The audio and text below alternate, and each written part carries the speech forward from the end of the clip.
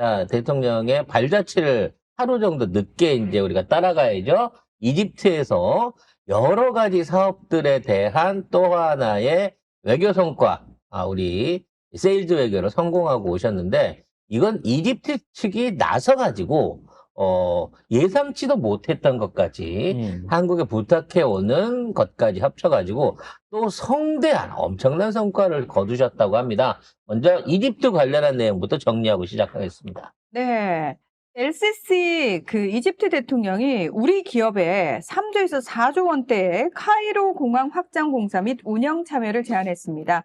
이집트의 수도가 카이로입니다. 자, 그리고 양국 간의 AI 분야 협력에도 동의를 했습니다. 아시다시피 이집트는 지금 인구가 1억 명 이상 늘고 있고요. 인구가 너무 급격하게 늘어서 이집트 정부 차원에서 그만 놔도 된다. 제발 그만 놔라 라고 하는데 국민들은 계속해서 인구를 늘려가고 있습니다. 살기가 좋은가 봐요, 이집트가. 네. 아니요. 할 게 없어요. 예.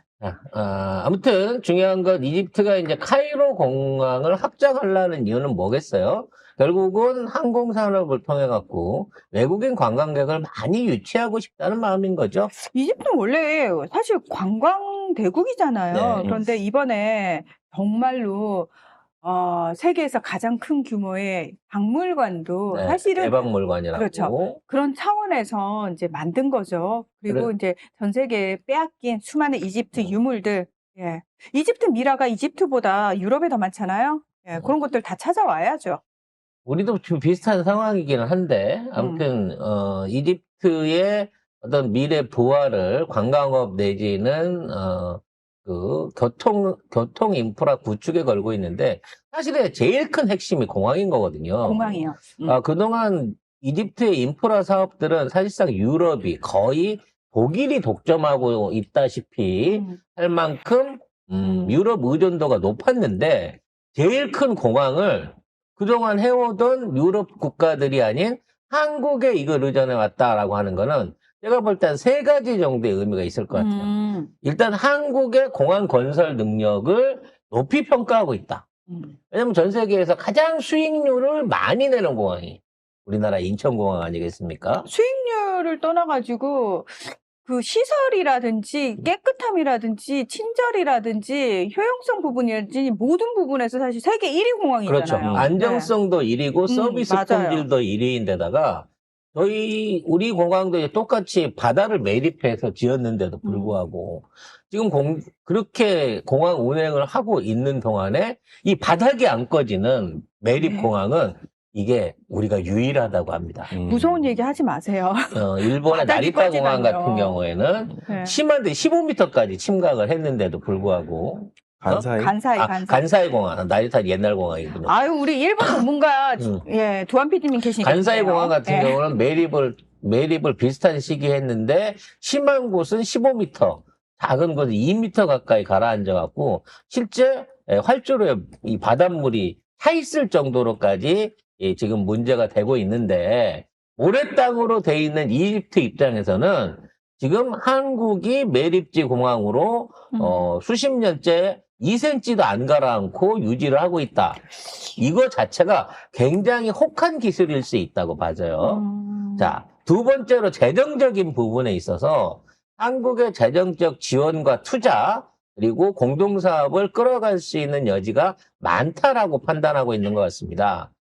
이게 왜 그러냐면 지금 이번에 수에즈 운하에 관련된 사업 그리고 수에즈 운하 주변에 석유화학 단지를 만드는 것도 이집트가 우리한테 요구를 해왔지만 수에즈 운하 운영을 위한 부분도 우리에게 지금 위탁을 하고 있는 상황이거든요. 그리고 철도 부분이 있어요. 지금 이집트 안에서는 이 3대 고속철 사업을 하고 있습니다. 요거는 다 독일 지멘스가 들어가서 지금 하고 있는데 1차는 홍해하고 지중해를 연결하는 라인이고 이건 곧 아마 이제 개통이 될 것으로 보여지고 다음은 우리 문재인 대통령 갔었을 때 룩소르하고 아스완댐 그 유적지 그리고 그 유적지들을 연결하는 이제 고속철이 그때 막 시작이 됐었거든요. 그래서 지금 한참 진행 중인데 여기에 우리나라의 EDCF 자금이 약 2억 5천만 달러 정도가 들어가 있습니다. 그러니까 이미 그 단계에서 사전 투자를 한 거죠. 그리고 세 번째로는 케냐하고 연결하는 고속철을 이제 이번에 발주를 해요. 이게 딱 10조 원 규모 됩니다. 근데 정말 묘하게 우리가 이 시기에 거기 간 거야. 그렇기 때문에 이 사업이 한국 척에 떨어질 가능성이 높다라고 내부적으로 전망을 하고 있습니다. 그러니까 독일이나 어디 프랑스 입장에서는 한국이 여기 왜 끼어들어? 홈그라운드도 아닌데 이렇게 생각할 수 있는데 지금 한국이 들고 온 보따리가 너무 크기 때문에 방산이라고 하는 부분하고 아랍하고의 커뮤니케이션이 있기 때문에 이 사업도 패키지로 따서 갈 위험이 있지 않을까라고 독일이나 프랑스가 굉장히 신경을 쓰고 있었거든요. 근데 여기에 공항을 우리한테 던져준다는 거지. 지금 사실 카이로 국제공항이 북아프리카의 거점 공항이어서 규모도 상당히 크긴 큽니다. 근데 여기서 더 확장을 좀 해줬으면 좋겠고 플러스 운영까지 좀 한국 기업이 맡아줬으면 좋겠다라고 얘기를 하고 있어요. 결국 우리나라가 최첨단 그 교통 연계 시스템으로는 이제 최고 아닙니까? 지하철 심지어 굴러다니는 버스까지 제 시간에 딱딱 오고 그렇죠. 표지판 대로 와요. 우리는 딱 표시가 되면은 바로 오잖아요. 비행기도 연착률이 거의 없습니다. 없죠. 그러니까 이와 같은 시스템을 할 수 있는 한국이 너무 부러운 거야. 특히나 관광이라고 하는 서비스를 위주로 하는 이집트 입장에서는. 그래서 아마도 이번에 공항하고 세 번째 고속철도 사업 그리고 이와 연계한 운하라든지 그다음에 도로교통망 그리고 메트로까지 로템이 지금 그 카이로에서 메트로 3사업을 하고 있는데 이와 관련한 메트로 사업, 고속철, 전철, 공항, 해운까지 전반적으로 연결하는 시스템을 한국 기업에 또는 한국의 기술력에 의존하려고 하는 게 아닌가라는 생각이 들고 그런 입장에서 유럽 같은 데는 이거 어떻게 해야 되나 저거 그냥 뺏기면 안 되는데 라고 생각을 하고 있을 걸로 보여져요. 그만큼 이집트도 그렇고 중동 지역이 유럽의 이 비실비실한 자본과 기술력에서 독립할 수 있는 대안을 한국에 찾고 있다는 거고 만일에 이런 사업들이 이집트에서 성공하게 되고 거기가 방산에 AI까지 협력을 얻게 된다 그러면 아마 이집트뿐만 아니라 북아프리카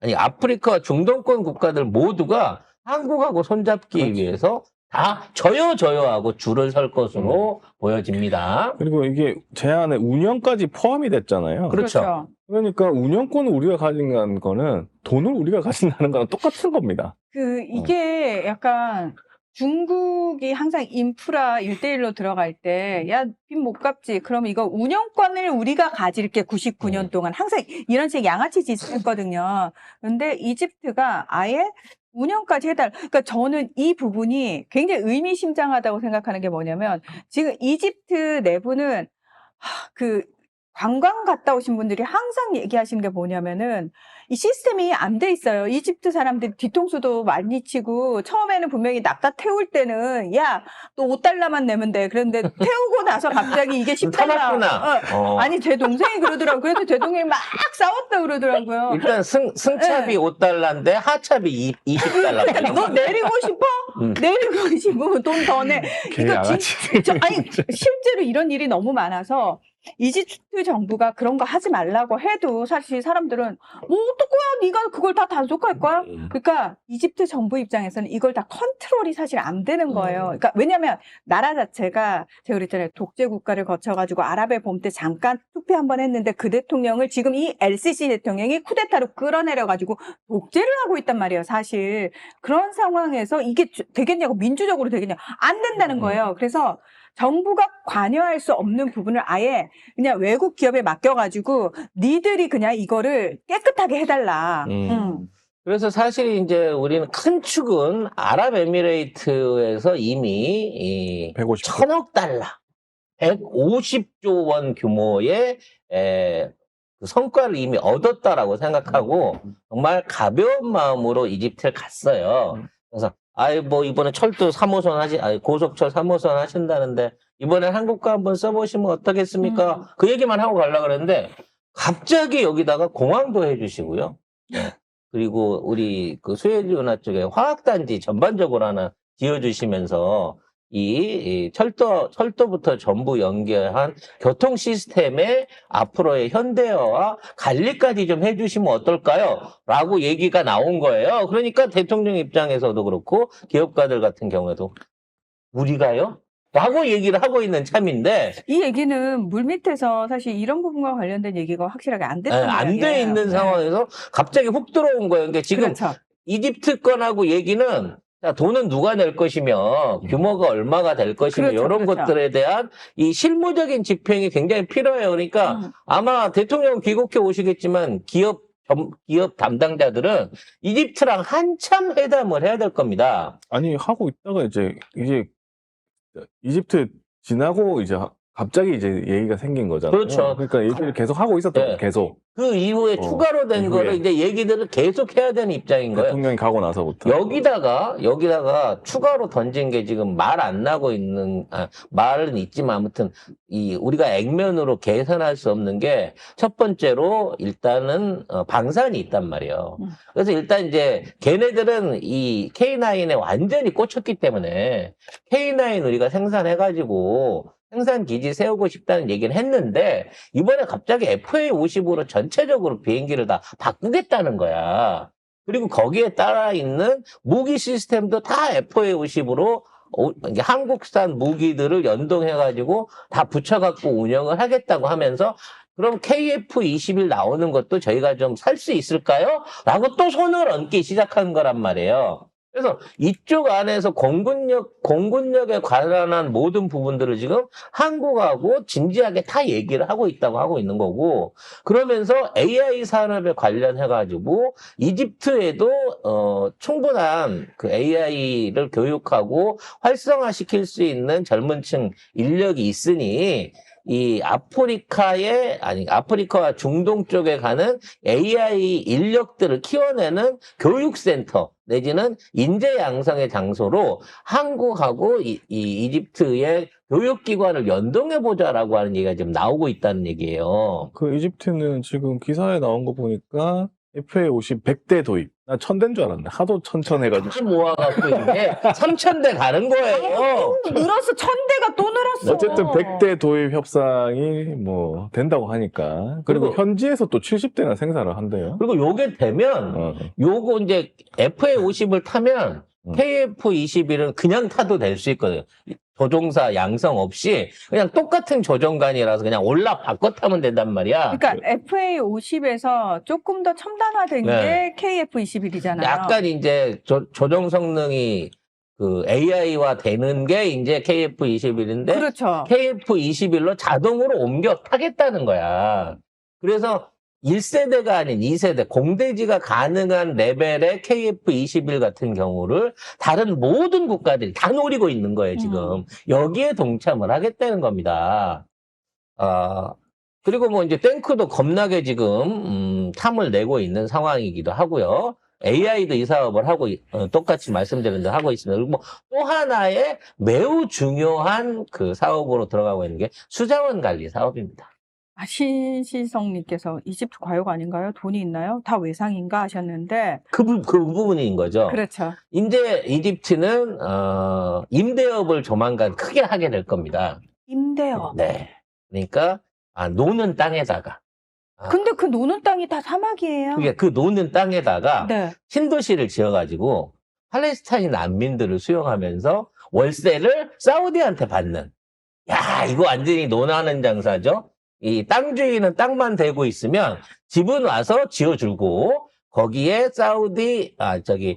팔레스타인 사람들을 받아주게 되면 사우디나 카타르 같은 돈 많은 중동 국가들이 돈을 내겠다는 거예요. 그 돈으로 갖고 이집트 경제를 살려보겠다는 거죠. 그리고 근데 이집트는 국방비 지출을 엄청 높은 우선순위에 이미 두고 있어요. 그렇기 때문에 그러니까 다른 거 말고도 다른 거는 모르겠고 무기는 일단 좋은 거 사자 이렇게 하고 있는 겁니다. 근데 지금 문제가 뭐냐면은 이게 정말 신중하게 들어가야 되는 게 일단 공식적으로는 팔레스타인 주민들 외부로 이렇게 집단 이주하는 거 없다예요. 왜냐면 이거 국제법 위반일 뿐만 아니라 이거 누구든 먼저 꺼내면 그 사람은 역적이 되는 거예요. 천하의 역적이, 역사의 역적이 되는 거고 국제사회의 공적이 되는 거예요. 근데 지어놓고, 아이, 하시려면 하시고, 피난촌, 그 자리, 이스라엘 애들이 총 들고 기다리는데 가시려면 가시고, 약간 이런 분위기인 거지.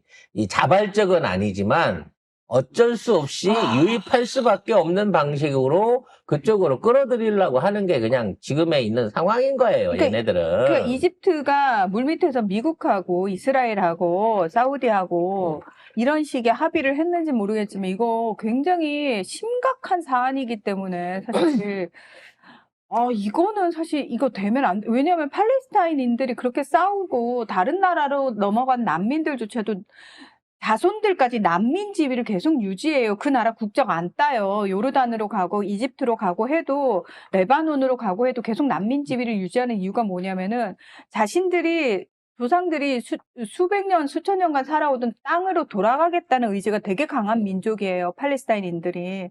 그래서 이거는 아무튼 또 다른 차원의 문제긴 그들의 합니다. 민족 정체성이라든지 외교적인 관계는 어떻게 하든지 간에 결국은 팔레스타인이 힘이 없는 거고 주변에 있는 강대국들은 지금 상황을 정리하기 위해서 어떤 형태로든지 수습을 해야 되는 상황인 건데 문제는 이스라엘도에 미국이 버티고 있는 이상은 이스라엘이 가자지구를 반환하고 원래 상태로 돌아갈 가능성은 제로에 수렴하는 거고요. 그건 그렇죠. 네, 거기에 대한 안정화적인 대책을 마련을 해야 되는 대안이 이집트인 겁니다. 그래서 사실은 이제 이란은 어찌됐거나 그동안 이스라엘하고 싸우는 어떤 중동의 큰형님 역할에서 중동의 맹주 역할 안에서 어느 정도 배제되는 느낌인 거예요. 그리고 그 역할을 이집트가 대신 맡아서 협상의 주도권을, 즉, 이스라엘 대 반이스라엘 동맹에 있어서의, 동맹의 어떤 중심축을 이집트로 옮겨가고 있는 느낌이기 때문에 이집트 입장에서는 이 기회에 어떻게든 자기들이 뽑을 수 있는 거는 최대한 뽑아야겠다라고 생각하고 있다는 거죠. 그래서 여기에 대한 아까 중요한 지적을 하셨는데, 이게 다 기회다 그래갖고 전부 다 덥석 집어무는 이런 우를 범해서는 안 되고요. 우리가 안정적으로 이와 같은 사업들을 진행했을 때 여기서 대한민국 기업들과 대한민국 GDP의 어떤 성장을 할 수 있는 확실한 전조를 잡아야 된다는 거예요. 윤석열처럼 미국이 가라 그랬다고 앞뒤 안 가려보고 가는 게 아니라 제대로 된 계약과 제대로 된, 우리는 민간이니까 우리는. 아니, 우리 네. 미국하고 협상하는 대로 그렇게 꼼꼼하게 하는데. 우리가 이걸 그렇게 쉽게 받아들여서 갈 리는 없기 때문에. 그래서 이러한 관리와 이러한 운영에 대한 묘를 이재명 대통령이 살려주실 걸로 보여집니다. 아무튼 문화사업, 방위사업 여러 가지 얘기들 한랄까지 다 얘기 있고 다 정리되고 있습니다만 이 모든 것들의 가능성을 일단 열었다는 게 큰 거고요. 이게 구체화돼 갖고 우리한테 직접적인 어떤 경제 영토로서의 역할을 하게 된다고 치면 벌써 이제 150조 아랍에미레이트 따왔는데 이집트도 이런 식으로 가면 최소한 500억 달러에서 1000억 달러 가까운 규모로 뭔가 또 새로운 MOU와 각종 사업들이 연결고리가 생길 거예요. 그리고 나서 이제 터키에 가갖고 터키라든지 그 주변 국가들하고 연동해서 해나갈 수 있는 걸 보면 사실은 이 중동 지역 자체의 분쟁이 우리나라의 어떤 제2의 도약을, 제2의 중동 붐처럼 경제적인 도약을 위한 굉장히 큰 역할을 할 수 있겠다라는 생각이 듭니다. 그러나, 신중해야 됩니다. 큰일 납니다. 누구보다도 신중하고, 그렇죠. 이런 대장동에서도 우리가 봤습니다만, 그 어려운 시스템 하에서도 그 업자들하고의 협상과 계속되는 자기 주장을 통해 가지고 유일하게 민간 개발을 통해 갖고 6,500억 이상을 환수한 게 이재명 시장 아니겠습니까? 반드시 손해 보지 않는 협상과 그에 관련된 매니지 능력을 보여주실 걸로 보여집니다. 인도네시아 1,100억 저것도 받아냈잖아. 미수금도 10년 못 받은 거 받아냈잖아. 어딜 통수를 치려 안 돼. 근데 이게 우리가요, 다 모든 능력을 가지고 있지만 지금 온 전 세계가 다 대한민국하고 하자고 매달리는 상황이어가지고 좀 쳐내야 되는 상황이에요, 지금. 우선순위는 좀 정해야겠죠. 아유, 그럼요. 그러니까 그럼요. 선입금을 해줘야지 그쪽에서 예, 일단 먼저. 좋은 조건을 좀 가지고 온 나라들부터. 예. 그래서 이제부터 우리도 이제 무기 수출이 됐든 뭐 아마도, 이런 거 할 때, 네. 이게 좀 그 뭐라 그러죠? 일단 그 급행비를 좀 예. 받아야 되지 아니, 않을까라는 이렇게 생각이 저렴하게 들어요. 표현하지 마시고요. 이해하기 쉽잖아, 네. 급행비. LCC 대통령이 아마 우리 대통령한테 다이렉트로, 그러니까 사전에 실무진 차원에서 이런 얘기 없이 제안을 한 이유가 이집트 입장에서는 자기네들이 통발을 굴려봤을 때 실무진 차원에서 이 얘기를 꺼내가지고 좀 위로 올려주세요라고 했을 때 실무진 차원에서 야, 이집트는 지금까지 상황을 봤을 때, 아, 이건 안 되겠어. 이러고 까였을 가능성이 크거나, 까일 가능성이 얘들도 크다고 생각하기 때문에, 이집트 입장에서는 말 그대로, 던져놓고 먹는 거지. 대통령님이 직접 아예 공식 탑다운으로 딱. 자리에서 탁 던져주십시오. 그래야 한국 대통령 귀에라도 들어갈 수 있게 해달라. 이 얘기를 이집트 차원에서는 이게 전략이었던 것 같아요. 남아공도 비슷한 전략을 썼거든요. 그래서 그 요하네스버그 항만